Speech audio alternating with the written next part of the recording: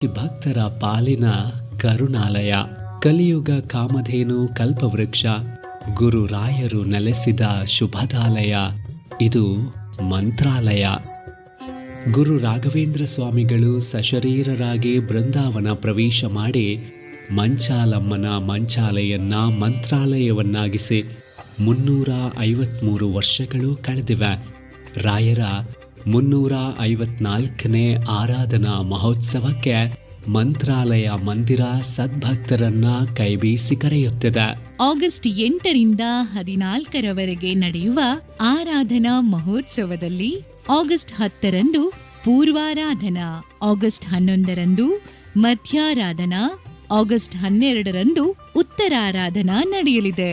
ಪ್ರತಿದಿನವೂ ರಾಷ್ಟ್ರ ಪ್ರಸಿದ್ಧ ಕಲಾವಿದರಿಂದ ಸಂಗೀತ, ನೃತ್ಯ, ಪ್ರವಚನದಂತಹ ಸಾಂಸ್ಕೃತಿಕ ವೈವಿಧ್ಯಗಳು